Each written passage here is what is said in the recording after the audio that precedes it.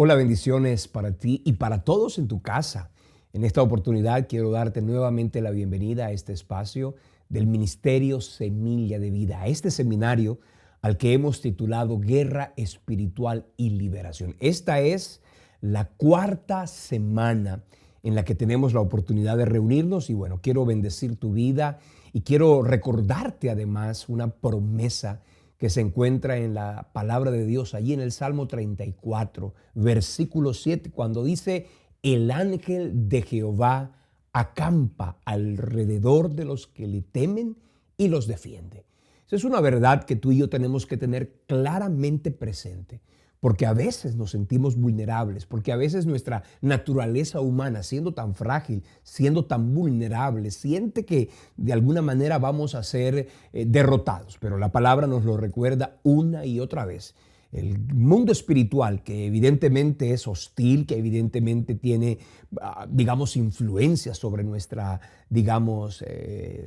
entorno, es definitivamente supeditado a un poder sobrenatural. Y ese es el poder del Señor. Tú y yo podemos enfrentar el mundo espiritual con la certeza y con la garantía de que Dios está a nuestro alrededor. Y como dice el texto, no solo nos defiende, sino que también nos ayuda para librar cualquier batalla que pudiera de alguna manera llevarnos en la vida a situaciones del camino y del andar que necesitan de nuestra fuerza espiritual, más que de nuestra fuerza física. La palabra del Señor lo dice, nuestra lucha no es contra carne y sangre. Además, las armas de nuestra milicia no pueden ser carnales, sino que tienen que ser poderosas en Dios para la destrucción de fortalezas. Así como cuando el rey David enfrentó a un hombre llamado Goliat. Era un hombre que tenía unas características que ante la mirada de los demás, por supuesto, era intimidante. Pero David sabía en quién había creído. David sabía en quién había confiado. Por eso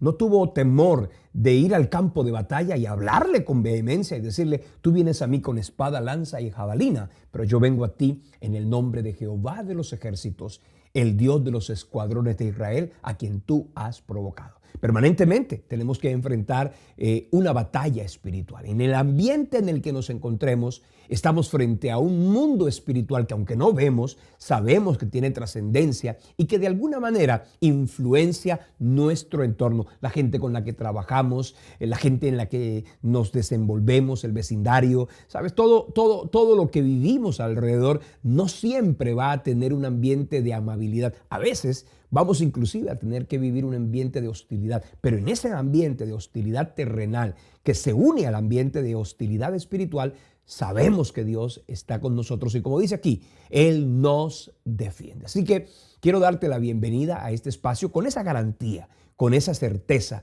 de que Dios cuida de ti, te defiende y te protege de una manera especial. Hoy vamos a hablar de un tema al que he titulado dentro de este gran seminario de guerra espiritual y liberación así: desenmascarando y contrarrestando las tinieblas. Básicamente, ustedes y yo tenemos que entender cómo es que opera ese mundo espiritual. Y yo sé que para muchas personas, y lo hemos dicho una y otra vez, hablar del mundo espiritual, hablar de todas estas fuerzas antagónicas, estas fuerzas infernales, estas fuerzas del enemigo, de alguna manera a algunos los atemoriza, a otros los aterroriza. Pero lo importante es que nosotros tenemos un Dios supremamente infinitamente grande para que nosotros podamos estar bajo su sombra. Dice la Biblia que el que habita al abrigo del Altísimo morará bajo la sombra del Omnipotente. Por eso quien está bajo esa cobertura podrá decir, el Señor es mi castillo, no temeré mal alguno, porque ni temeré la saeta que vuele de día, ni la pestilencia que anda en la oscuridad, ni mortandad que en medio del día destruya. ¿Por qué? Porque caerán a mi lado 1000 y 10,000 a mi diestra, mas a mí no me llegará la plaga que el enemigo quiera levantar. Entonces, eso es importante que lo tengamos presente. Y ahora, quiero citar nuevamente un pasaje que he citado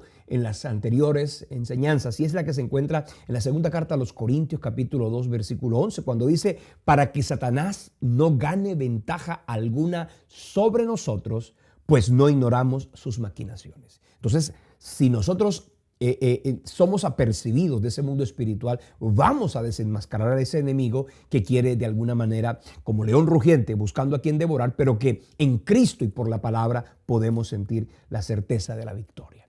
Ahora, quiero recordarles algo que ya les he mencionado, pero que en este momento es importante que traiga a colación. Hay un pasaje que se encuentra en el libro de Apocalipsis, en el capítulo 12, en el versículo 3. Allí la Biblia hace referencia de alguna manera a lo que ha venido ocurriendo en lo devenir de los tiempos. Estamos hablando de esa guerra espiritual entre el reino antagónico que quiere hacerle frente al reino de Dios. Y dice la Biblia así, en el capítulo 12, versículo 3 de Apocalipsis.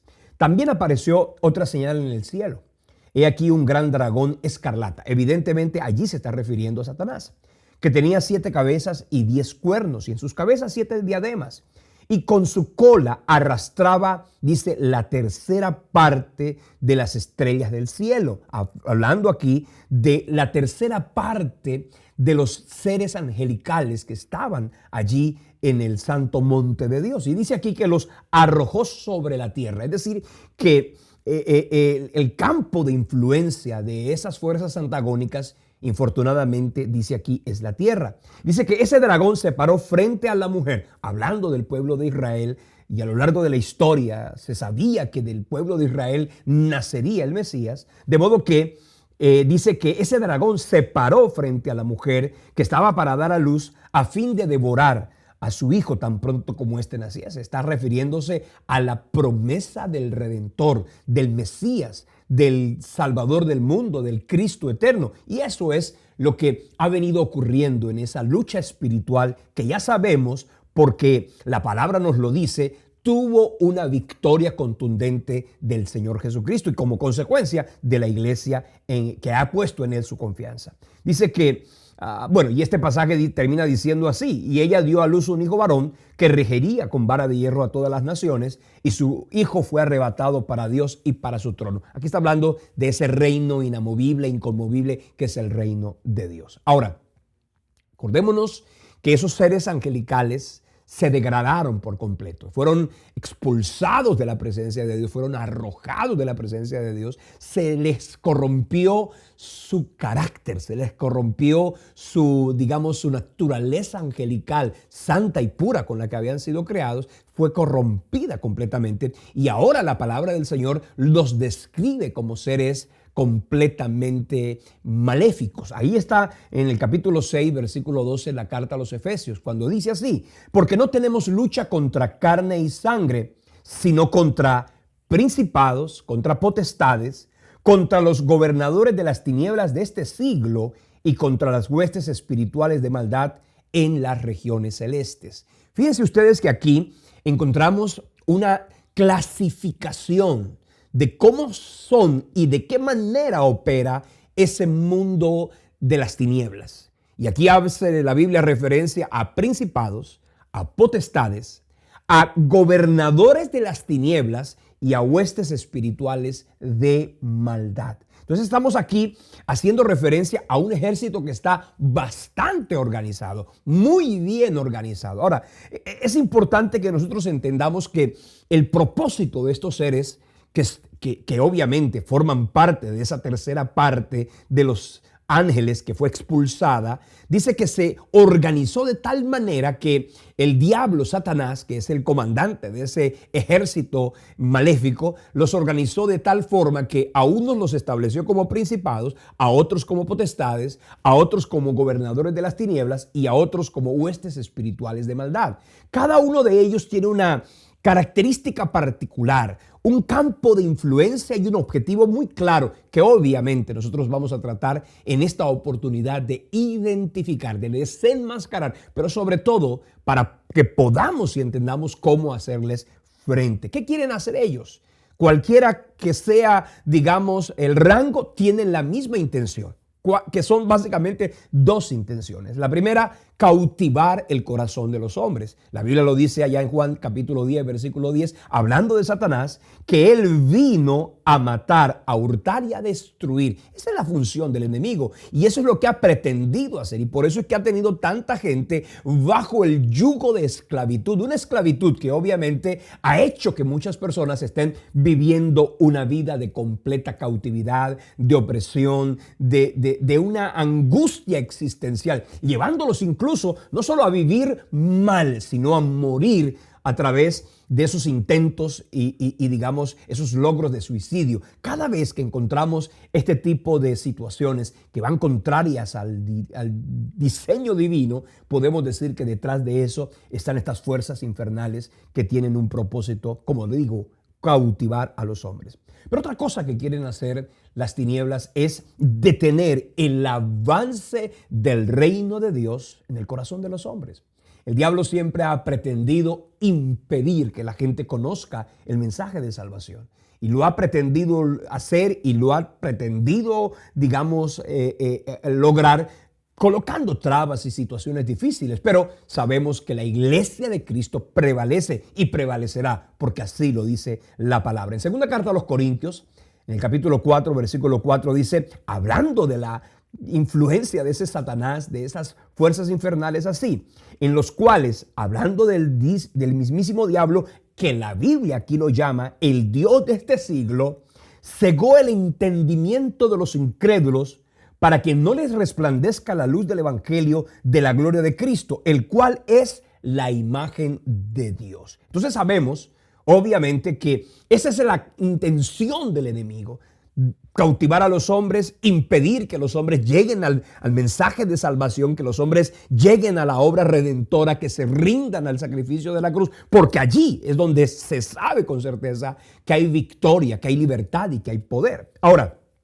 nosotros, tú y yo, tuvimos la gracia divina, el favor eterno de Dios, la misericordia inagotable del cielo, que nos rescató, que nos apartó, que nos sacó de ese lodo de cautividad y de esclavitud y nos trasladó, como dice la primera carta del apóstol Pedro, capítulo 2, versículo 9, cuando dice, mas vosotros sois real sacerdocio, nación santa, pueblo adquirido por Dios. ¿Para qué? Para que anunciemos las virtudes de aquel que nos llamó de las tinieblas a su luz admirable. Quiere decir que nosotros ya escapamos de esa influencia infernal. Ya nosotros escapamos de esa fuerza antagónica porque fuimos trasladados de las tinieblas a su luz admirable, a la luz admirable de Cristo. Ahora, estamos de este lado. Estamos bajo la cobertura de Dios, del lado de Dios. Por eso somos invencibles, porque la palabra del Señor lo dice. El que está con nosotros es más grande y más poderoso que el que está en el mundo. La palabra nos lo advierte una y otra vez. Por eso, entre más conozcas la Escritura, entre más conozcas la palabra, menos temor le darás y menos cabida le darás al temor hacia las tinieblas, porque sabes que en Cristo somos más que vencedores. Por eso dice segunda carta a los Corintios capítulo 10 versículo 3 así, porque aunque andamos en la carne, no militamos según la carne, porque las armas de nuestra milicia no son carnales, sino que son poderosas en Dios para la destrucción de fortaleza. Es decir, no tenemos las armas sofisticadas de los hombres para enfrentarse en un campo de batalla, pero tenemos armas que son poderosamente, digamos, maravillosamente exitosas contra las tinieblas. Es la fe, la autoridad de la palabra, la autoridad del nombre de Cristo, todos esos elementos que el Señor nos entrega para poder de esa manera caminar en libertad y en victoria. Recuerda, es importante que lo tengas presente, como dice Romanos capítulo 8, versículo 37. Y ojalá con este texto a ti se te quiten el temor de las tinieblas. Ojalá que con este texto, con todos los demás pasajes de la Escritura que hacen referencia a la victoria que en Cristo tenemos, se nos quite el temor del enemigo y de las fuerzas infernales. Dice así, en el capítulo 38, versículo 37 de Romanos. Antes, en todas estas cosas somos más que vencedores por medio de aquel que nos amó. Por lo cual estoy seguro que ni la muerte ni la vida, ni ángeles, ni principados, ni potestades, ni lo presente ni lo porvenir, ni lo alto ni lo profundo, ni ninguna cosa creada nos podrá separar del amor de Dios que es en Cristo Jesús, Señor nuestro. Entonces, partiendo de esta premisa, que es importante que la tengamos presente, vamos a referirnos entonces a esas 4 categorías de seres perversos, de seres antagónicos al reino de Dios. Y vamos a hablar en primera instancia de los principados. ¿Qué son los principados?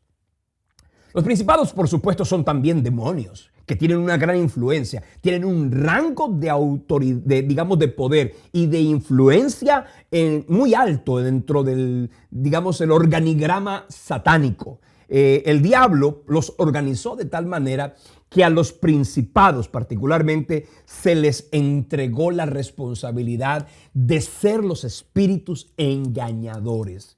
Yo quiero que usted lo tenga presente porque la palabra principado viene de la palabra griega arche, que significa principios o que también tiene que ver con las ideas.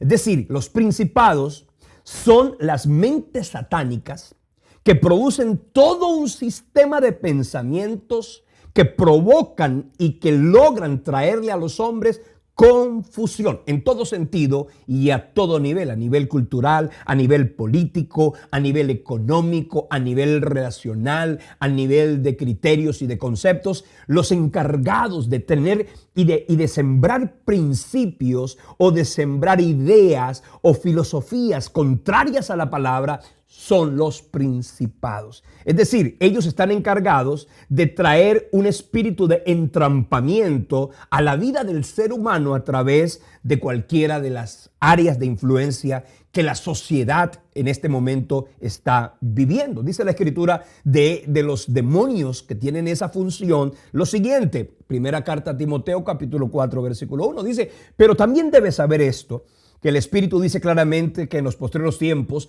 algunos apostatarán de la fe, escuchando a espíritus engañadores y doctrina de demonios. Escuche bien esta frase, espíritus engañadores, lo cual quiere decir que la función más, digamos, enfática de los principados es establecer engaños, ideas engañosas, filosofías contrarias a la palabra que se van alojando en la vida de las, digamos, civilizaciones y de las culturas humanas de las regiones del planeta, dependiendo obviamente de lo que en esa esfera de influencia se mueva. Por ejemplo, la función básica que los principados tienen es establecer ideas y pensamientos con principios completamente equivocados y obviamente tienen un campo de influencia, como lo repito, para que de esta manera en su jurisdicción se logre sus dos cometidos, que sería en primera instancia cautivar la vida de los habitantes de esa región, como también detener el avance de la obra del Señor, estorbar la obra de Dios. Y bueno, entendiendo esos principios que obviamente tienen influencia, que los principados los vemos en la Biblia, como por ejemplo lugares donde estos personajes han venido estableciendo ideas que obviamente se han alojado en algunos lugares del planeta. Por ejemplo, en Latinoamérica hay un principado que yo puedo denominar el principado de la santería. En algunas regiones se ubican en algunos sectores, ¿cierto?, del continente. En otros, el espíritu antagónico y el principado de religiosidad. Para muchos países en Latinoamérica, la religiosidad, no la espiritualidad, sino la religiosidad, tiene una trascendencia en la cultura, en la esfera de comportamiento de los seres humanos de una manera vertiginosa. Por lo menos en Latinoamérica hay de estos. En Europa, por ejemplo, está en este momento un principado de secularismo. Ya todos sabemos que en Europa hay, digamos, una tendencia supremamente marcada al humanismo, al ateísmo, a la inmoralidad, y son lugares de la tierra donde se han establecido ya como criterios culturales, donde la sociedad en general tiene esas percepciones y esos criterios que se han alojado en la mente de cada uno de ellos. Religiones paganas, santerías, espiritismos, y fíjate cómo se ubican en algunas regiones que ustedes deberán darse cuenta que hay partes del planeta donde hay más digamos, como que una aglomeración de principados estableciendo este tipo, digamos, de tronos de las tinieblas en la tierra, en esta tierra en la que hoy tú y yo vivimos. Ya les decía, el paganismo, el espiritismo, la idolatría, en fin, son, digamos, intenciones de las tinieblas a través de los principados y se han establecido en algunas partes de la tierra. Su estrategia principal entonces es establecer prácticas nacionales, religiosas en algunos casos, ancestrales en otros casos, culturales en otros casos, pero todas ellas contrarias a la fe verdadera, a la fe de la palabra del Señor. Cuando el mismo Daniel estaba orando, la Biblia dice que mientras él oraba por 21 días, y ustedes lo pueden leer allá en el capítulo 10 del libro de Daniel, dice que en medio de la intercesión que Daniel estaba levantando ante el trono por su nación, por Israel, dice la Escritura que se levantó un príncipe, el príncipe de Persia. Vea lo que dice Daniel capítulo 10, versículo 12. Entonces me dijo Daniel, no temas, porque desde el día que dispusiste tu corazón a entender y a humillarte en la presencia de Dios, fueron oídas tus palabras, y a causa de tus palabras yo he venido, le contesta el ángel. Mas el príncipe del reino de Persia se me opuso durante 21 días. Pero he aquí Miguel, uno de los principales príncipes, vino a ayudarme y quedé allí con los reyes de Persia. Fíjese que ahí está haciendo referencia a un principado de las tinieblas, y fíjate cómo hay uno de los principales del reino de Dios, Miguel, que vino a ejercer también una influencia contraria a esa fuerza antagónica para traer libertad y bendición. Entonces, fíjese que aquí habla del principado de Persia, pero también se pudiera hablar del principado de Grecia. El principado de Grecia se caracteriza por el concepto de la intelectualidad falsa, esa intelectualidad que anula el criterio de Dios, que anula el pensamiento divino. El humanismo, que es una idea que se ha generalizado, que es una vida que sencillamente ignora por completo a Dios y que coloca al hombre en el centro de la existencia, como que todo, la vida es antropocéntrica, es decir, todo en torno al ser humano, cuando en realidad la vida debería ser cristocéntrica. Y en consecuencia, ese principado que ustedes comienzan a ver y se establece en algunas universidades. Usted no sabe que un joven cuando llega a una universidad tiene una influencia marcadísima, y por eso muchos creyentes que llegan a las universidades, cuando entran a las universidades, pierden la fe, porque casi como que están establecidos en esos sectores, esos principados de humanismo que quieren robar la fe y anular el propósito de Dios en la vida de la gente. El materialismo, que son filosofías, en este caso de la economía sin Dios. El socialismo, que sería la idea del gobierno sin Dios. El fanatismo, que sería la idea de una espiritualidad sin Dios, y obviamente en este sentido tenemos que identificarlos. Ahora, ¿cómo se pueden contrarrestar estos principados que quieren establecer ideas que se alojan en la mente, que son pensamientos que han venido casi como creándose como ideologías? Pues bien, la forma que tú y yo tenemos, que la Iglesia de Cristo tiene para contrarrestar esas fuerzas de los principados, es a través de la autoridad espiritual que el Señor Jesucristo nos entregó, porque ustedes saben, la palabra de Dios dice: he aquí os doy potestad de hollar serpientes y escorpiones, y sobre toda fuerza del enemigo, y nada os dañará. Es decir, tenemos una autoridad sobrenatural, que es la autoridad de Cristo en nuestra vida. Ahora, ¿qué hacemos nosotros con esa autoridad? ¿Vamos a reprender los principados? Que eso es una característica que yo observo mucho en la vida de las iglesias, reprender los principados. Mis amigos, los principados no deben ser reprendidos. No tiene sentido reprender, digamos, un principado, cuando en realidad lo que tú y yo tenemos que hacer es desplazarlos.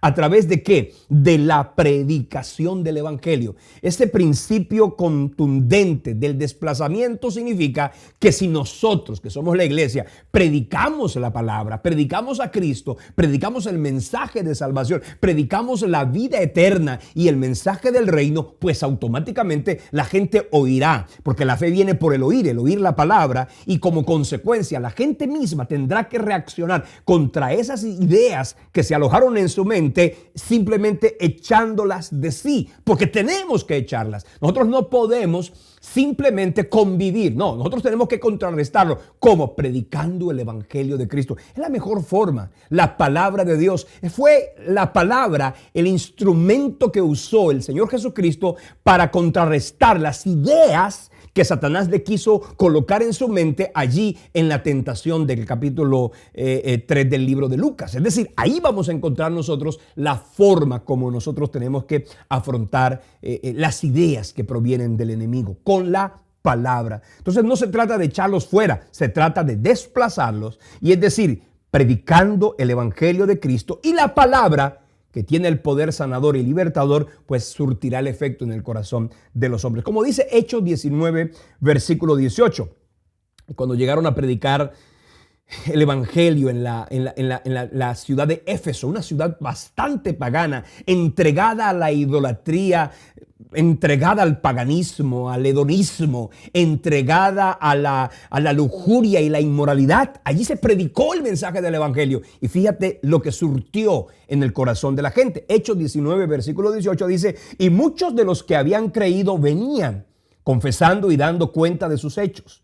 Asimismo, muchos de los que habían practicado la magia trajeron los libros y los quemaron delante de todos.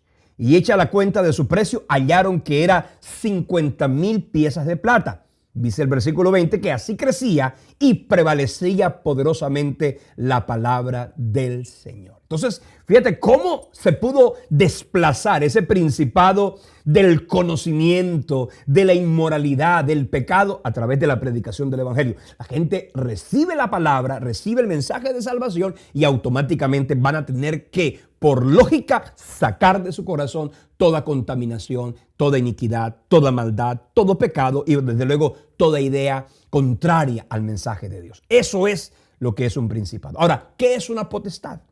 La palabra potestad viene de la palabra griega exousia, y obviamente tiene que ver con la autoridad y dominio que alguien puede tener sobre una jurisdicción amplia y determinada.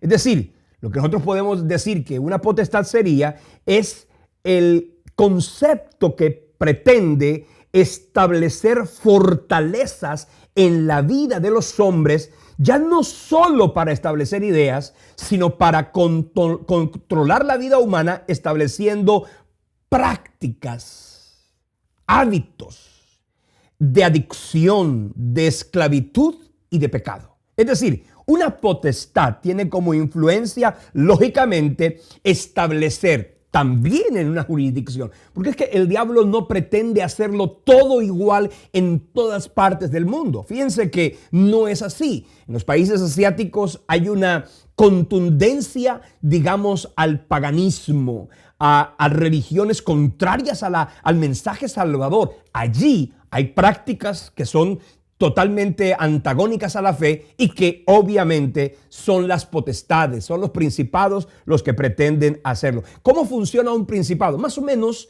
para que usted tenga una idea, fíjese cómo la gente que es colombiana tiene un acento particular, los argentinos tienen un acento particular, los españoles tienen un acento particular. Bueno, más o menos así, como un acento se puede demarcar en una provincia, en una región, en un sector del planeta. Asimismo, no estoy diciendo que los acentos tengan que ver con las potestades, lo que estoy diciendo es que los acentos tienen, digamos, una forma de ejemplarizar cómo operan las potestades. Pero básicamente lo que hace una potestad es establecer prácticas pecaminosas en las distintas regiones. ¿Para qué? Para que se establezcan en algunos casos como prácticas cotidianas, pero que también en muchos otros casos se han adoptado como cultura, y esa cultura que obviamente a través de las costumbres y de los hábitos se volvió generalizada, como por ejemplo el alcoholismo. Hay países donde el alcoholismo es una práctica, digámoslo, completamente generalizada. Estamos hablando también del consumo de las drogas. Estamos hablando de la inmoralidad sexual. Estamos diciendo que hay lugares del planeta donde este tipo de prácticas se alojan. obviamente por la influencia de las potestades. Se vuelven culturales y por eso la gente termina diciendo eso no tiene nada de malo, aunque no tenga nada de malo entre comillas para la imagen de los hombres, porque todo el mundo los hace y los practica, tienen como propósito esclavizar y van en contra del propósito de Dios. Estos espíritus, estas potestades son comisiones de poder que quieren inducir al hombre al mal, al pecado. Y obviamente lo decía a través de prácticas. Y les mencioné algunas, como por ejemplo el alcoholismo, hay lugares, el adulterio, hay regiones, hay culturas. Por ejemplo, en la costa caribe colombiana, en la región de La Guajira colombiana, es casi como que una cultura, el adulterio, es como que tiene que ser así, que es una cosa que se debe, casi se generalizó, tanto que se celebra que un muchachito tenga varias novias y así luego un hombre tiene varias esposas y así sucesivamente. Es decir, son prácticas pecaminosas que se alojan en determinadas regiones del mundo, como por ejemplo también pudiéramos hablar del narcotráfico. Colombia ha sido, digamos, presa de una potestad de narcotráfico. A México de violencia, de narcotráfico. Es el diablo cautivando la vida de los hombres.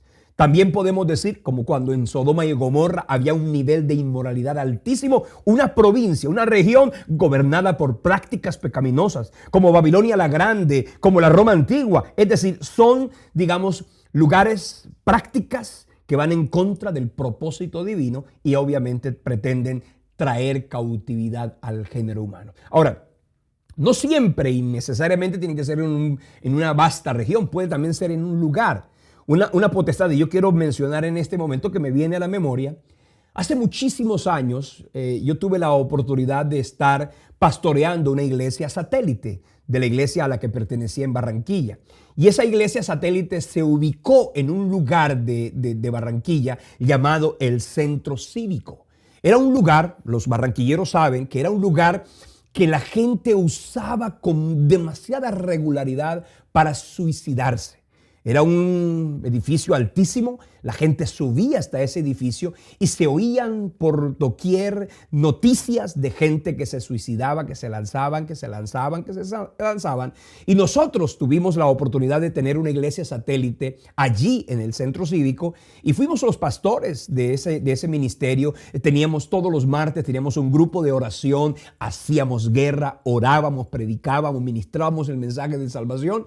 Y oiga, qué cosa tan maravillosa. Por muchísimos años, ese espíritu de suicidio desapareció por completo del Centro Cívico. Con toda tristeza y profundo lamento, comencé a oír noticias de que nuevamente en ese lugar han comenzado a llegar personas a suicidarse. ¿Eso qué quiere decir? Que las potestades pueden ser desplazadas como los principados, pero que si no hay gente apercibida entendiendo el mundo espiritual, ellos vuelven a ubicarse en esos lugares. Y tristemente ya sabemos que hay un espíritu de suicidio, por lo menos en Barranquilla, Colombia, se han comenzado a suicidar muchos jóvenes y eso desde luego que es bastante lamentable. Así pudiéramos seguir hablando no solamente de un principado en una ciudad, en un país, en una familia. Es decir, hay familias en las que las potestades, han ejercido una influencia marcada de violencia, de asesinato, de suicidio.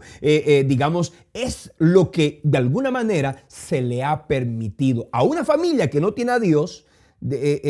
Por supuesto será presa fácil de las tinieblas. ¿Cómo se puede contrarrestar una potestad? De la misma manera como se puede contrarrestar un principado, y es a través de la autoridad del nombre de Jesucristo, de la autoridad de la oración y de la fe, pero también con el principio de desplazamiento, es decir, echándolos, digamos, poco a poco con la predicación del evangelio. Entre más predicamos la palabra, es que déjenme decirles una cosa, la mayor liberación, la mayor guerra espiritual no es cuando un endemoniado sale el espíritu inmundo que lo ha poseído. La mayor guerra espiritual, la mayor victoria es cuando un pecador se arrepiente y pasa de muerte a vida. Allí se produce la más contundente y poderosa de las victorias, la victoria de la salvación. Tenemos autoridad. La Biblia lo dice, somos nosotros los que en Cristo tenemos autoridad. Ya las potestades, los principados fueron derrotados.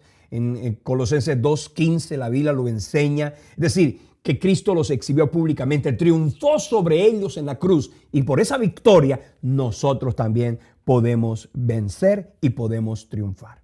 Ahora, el tercero de estos grupos es lo que la Biblia llama los gobernadores de las tinieblas. Un gobernador, todos sabemos que es un jefe en una provincia, en una región, en una ciudad, en un territorio, obviamente restringido. La acción de los gobernadores de las tinieblas es básicamente influenciar los medios políticos y gubernamentales. Son conocidos como tronos o dominios.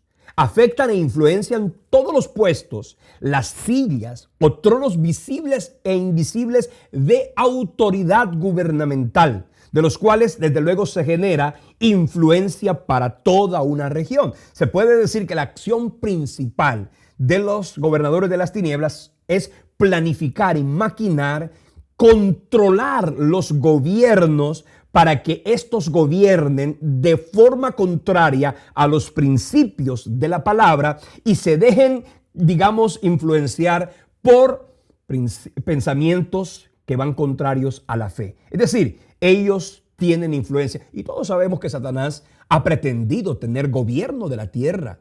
Es decir, el ser humano le entregó a Satanás en el huerto del Edén el dominio de la tierra. Y el hombre le ha entregado además de eso el gobierno sobre sí mismo. ¿Y por qué ustedes se dan cuenta que hay, digamos, gobernantes que han estado haciendo todo tipo de actos, de normas contrarias a la palabra? Porque Satanás pretende controlar la mente de las autoridades gubernamentales para que éstas hagan cosas que van en contra de la palabra. El diablo lo dijo. Y se lo dijo a Jesucristo allá en el capítulo 4 de Lucas en la tentación, cuando le dice, y el diablo le llevó a Cristo a un monte muy alto y le mostró en un momento todos los reinos de la tierra, y le dijo el diablo a Jesús, a ti te daré toda potestad y la gloria de ellos, porque a mí me ha sido entregada y a quien yo quiero la doy. Si tú postrado me adorares, todos serán tuyos. El diablo ha pretendido tener gobierno de los hombres, tener control de las políticas, de las naciones. El diablo en capítulo 4 de Mateo le dice otra vez, lo llevó al monte alto del templo y le mostró todos los reinos del mundo y la gloria de ellos. Y le dijo, todo esto te daré si postrado me adorares. En esta tierra no es extraño que el diablo influencie gobernantes en particular. No todos los gobernantes pueden estar ejerciendo su función bajo el concepto de la autoridad espiritual bíblica. Muchísimos lo van a hacer bajo la influencia de las tinieblas. Y por eso pretenden, un día en la tierra se establecerá lo que se conoce como el nuevo orden mundial, que es un nuevo sistema político que el enemigo pretende establecer en la tierra, completamente ignorando los principios de la palabra y el mensaje de salvación. Ahora, ¿cómo nosotros podemos contrarrestar los gobernadores de las tinieblas? Pues por supuesto con la autoridad de Dios. Tenemos autoridad, la iglesia tiene autoridad y las puertas del infierno, dice Mateo 16, no podrán prevalecer contra la iglesia de Cristo. La iglesia tiene un poder excepcionalmente grande y cada creyente que cree y confía en el Señor puede hacerlo. Dice la Biblia, estas señales seguirán a los que creen. En mi nombre echarán fuera demonios. Es decir, si nosotros creemos y estamos sometidos al señorío de Cristo, las tinieblas tendrán que retroceder, tendrán que sucumbir ante la autoridad, no nuestra, la autoridad del nombre de Cristo. La predicación y la obediencia a la palabra son contundentes para contrarrestar al enemigo y a las tinieblas. Otra cosa que tenemos que hacer para contrarrestar a los gobernadores de las tinieblas es a través de la oración por todas nuestras autoridades.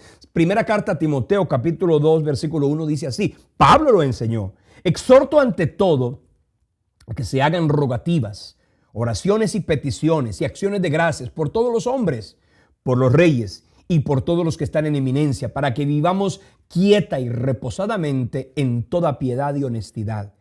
Es decir, nosotros aquí tenemos en la oración por nuestras autoridades la oportunidad de contrarrestar esos deseos de los gobernadores de las tinieblas de controlar a nuestras digamos, autoridades gubernamentales, que para todos es sabido que una decisión de un gobierno, de una nación, por supuesto puede ir en contra de la fe y del pueblo mismo, y por eso tenemos que hacerlo. Ahora, otra cosa que podemos hacer y que debemos hacer es a través de nuestras elecciones. Escuche, usted nunca ha visto que votar por gente de principios y de gobierno en Dios puede también ser una manera de hacer guerra espiritual. No puedes seguirle entregando la autoridad, ¿cierto?, democrática a personas para que te representen que tienen conceptos y criterios completamente contrarios a la fe. No es un asunto que tenga, digamos, lógica y sensatez. Siendo tú creyente, votando por un impío que sabes tú que cuando esté en esa función gubernamental hará cosas que van en contra de la palabra de Dios. Y por eso necesitamos nosotros ser apercibidos de ello. Ahora, por último, encontramos las huestes espirituales de maldad. Pues básicamente una hueste espiritual, su nombre significa ejército. Es decir, son los soldados, para decirlo de alguna manera, de ese organigrama confederado de fuerzas infernales. Las huestes espirituales de maldad se podría llamar así a la gran mayoría de demonios que a través de los gobernadores de las tinieblas, que a través de las potestades y de los principados influencian la cotidianidad de la vida humana. ¿Saben ustedes que a través de las huestes espirituales de maldad, el diablo coloca tentaciones, el diablo provoca en las personas que sucumban al pecado y caigan en la iniquidad? Ahora, yo quiero que ustedes en este momento tengan algo muy claro, y es: no todo lo que sucede con la vida humana, no todo lo que hacen los hombres es precisamente por causa de una influencia de las huestes espirituales de maldad. ¿Por qué? Porque nosotros tenemos algo que se llama naturaleza pecaminosa, y a veces nuestra propia naturaleza pecaminosa es tan grave como estas huestes espirituales de maldad. El Señor Jesucristo lo dijo en Mateo 15:19. Del corazón salen los malos pensamientos. No es que vienen de las tinieblas, ni del diablo, ni de los demonios. No, del corazón salen los malos pensamientos. Del corazón salen los homicidios, los adulterios, las fornicaciones, los hurtos, los falsos testimonios, las blasfemias. Es decir, aquí encontramos que, porque para dar una marcada diferencia entre lo que es una obra de la carne y lo que es una hueste espiritual de maldad. ¿Qué hacen las huestes espirituales de maldad? Atacan a los hombres, los afligen, los influencian, los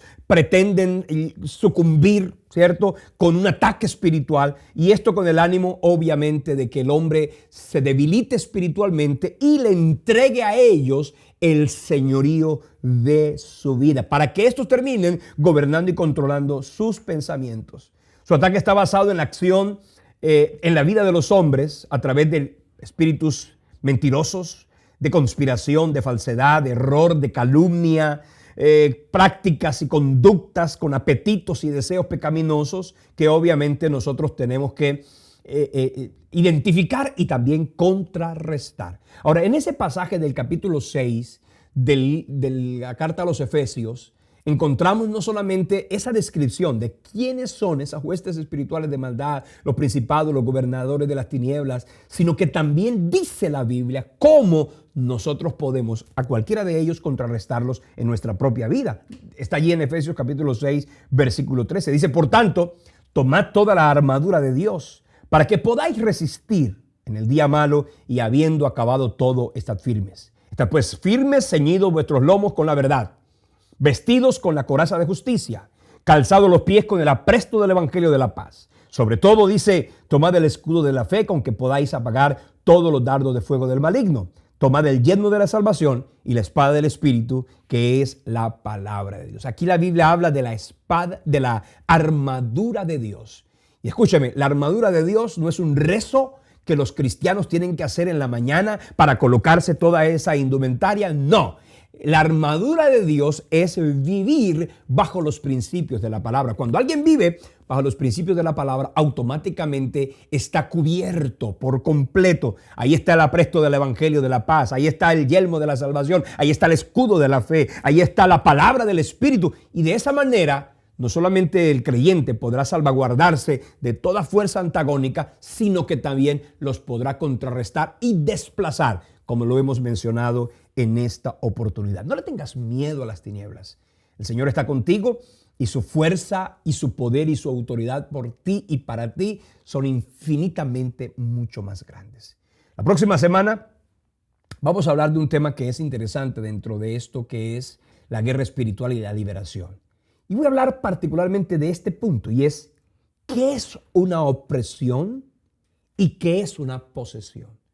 No es lo mismo ser oprimido por las tinieblas, por las huestes espirituales de maldad, que estar poseído por las tinieblas.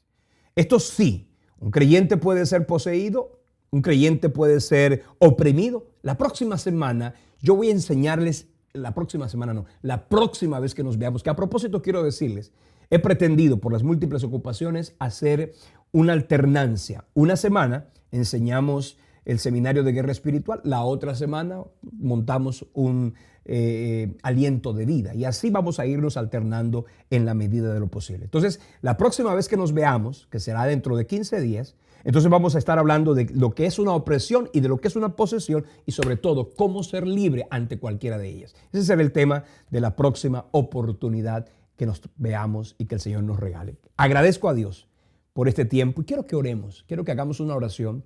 Quiero terminar con una oración para decirte y para que tengas fe en el corazón de que Dios está contigo, que te cuida y te defiende, y que no hay nadie que pueda prevalecer ante la autoridad de ese nombre que es sobre todo nombre, el nombre de Jesús. Padre, yo bendigo la vida de cada persona que hoy nos ha sintonizado en este espacio. Te pido que lo bendigas, bendigo cada casa, en el lugar donde esta palabra se ha enseñado, en cada hogar y en cada familia de los que han decidido aprender en este seminario lo que esto concierne y representa. Yo te pido que los bendigas, yo te pido que nos regales a todos la autoridad espiritual para vivir en libertad, en victoria, y para que también podamos arrebatar de las tinieblas a aquellos que hoy están presos bajo el yugo de la esclavitud, de la iniquidad y del pecado. Hoy te pedimos, Señor, que nos guardes a todos y nos libres, Señor, en fe de toda influencia y de toda opresión del enemigo y de las tinieblas. En el nombre de Cristo Jesús, gracias, Señor. Amén y amén. Agradezco a Dios por cada uno de ustedes, y a ustedes también les agradezco por habernos acompañado en esta oportunidad. Gracias por ser de esos fieles, digamos, asistentes a este espacio. Los bendigo. Acuérdense, oren por el Ministerio Semilla de Vida. Les pido también, ayúdenos a compartir este contenido con otras personas, y por supuesto, les pido con todo el corazón que ustedes también se conviertan en sembradores de este ministerio. Necesita este ministerio el apoyo, el respaldo.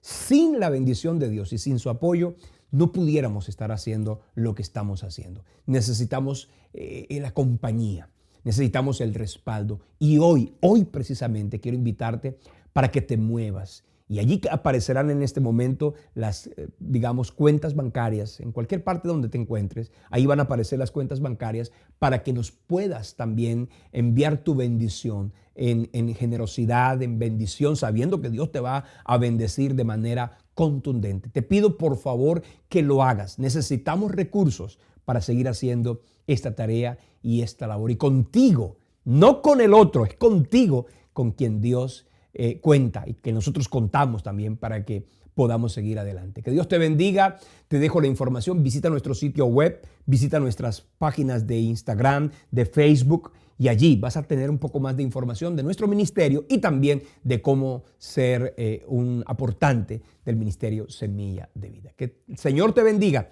y que el Señor te retribuya. Nos vemos entonces en una próxima oportunidad. Bendiciones y hasta entonces.